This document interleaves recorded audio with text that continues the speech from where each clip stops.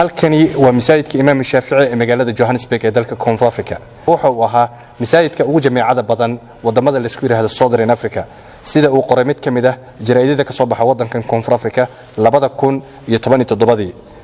muslimiinta ku nool wadamada Southern Africa la isku yiraahdo ayaa waxay sheegeen inuu noqday masaajidka shanta salaadood ee jameecada ugu jameecada badan 17 bishii Maarso markii dawladda Koonfur Afrika ay soo rogtay inaanan isku imaanin in ka badan 100 qofood ay golaha culimada Soomaaliyeed ee Albayaan ee dalka Koonfur Afrika waxay qaateen in masaajidka albaabka loo xiro. dhanka kale waxaa socday group WhatsApp ay sameeyeen culimada Soomaaliyeed ee dalka Koonfur Afrika qaar dumarka iyo qaar rag ah waxaana ka dhashay in loo gurmado dadka ku go'doomay ama ku dhibaatoobay bandowga la saaray wadankan Koonfur Afrika. masaajidka wuxuu isku bedelay goob lagu aruuriyo raashinka lagu gurmanayo dadka dhibaataysan. waxa laga caawiyaa dad aad u fara badan oo ku nool wadankan Koonfur Afrika gaar ahaan magaalada Johannesburg ee dalka Koonfur Afrika.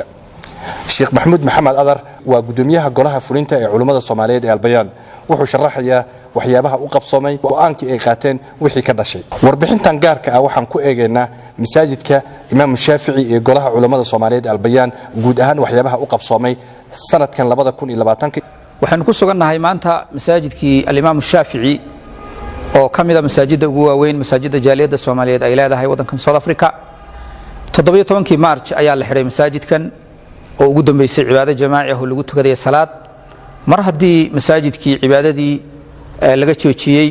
oo amarka guud ee dawladdu soo bixisay ay saameyn ku yeelatay goobaha cibaadada oo dhan ee wadanka iyo shaqooyinkii oo dhan bandoona la soo rogay waxa ka dhalatay bandoogaas runtii saameyn bini'aadanimo oo aad iyo aad u adag oo dadka wadanka degan si guud u saameysay sida u kala jilicsanaayeen u kala saameysay jaaliyadda Soomaaliyeed dadka wadanka degay kamid ahaa runtii gadaal ka yimid oo saameyn adag ay ku yeelatay kuwooda danyarta ahaa. waxaan u rognay masaajidka markaa in mucaawino uu noqdo goob raashinka laga qaybiyo lagu kaydiyo lagu aruuriyo waa arkaysan raashinka hadda yaala waxa loogu talagalay in la gaarsiiyo dadka baahan ee danyarta ah runtii waana markii afraad oo raashin la qaybinayo oo la gaarsiinayo dadka danyarta ah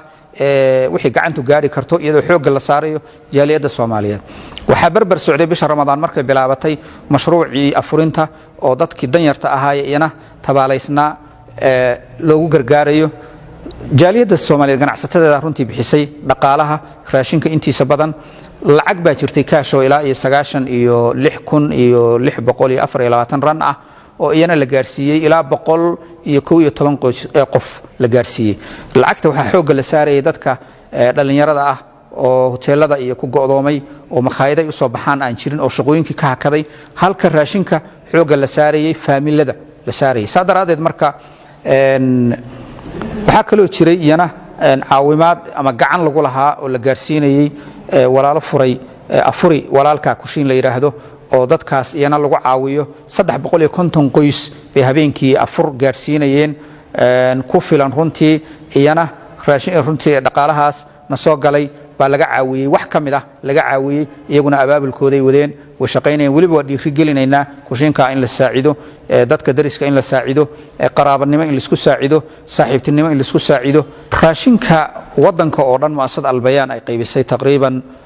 marka lagu daro raashinkan hadda yaalo oo ugu talagalay ilaa 300 qoys wuxuu noqonayaa 1611 qoys uu noqonayaa 90% waa Soomaali laakiin dad kale oo danyar ah oo nagu dhaxnool baa jira runtii waa laga xuseeyay. Idris Abdi Hassan TV-ga caalamiga Universal Johannesburg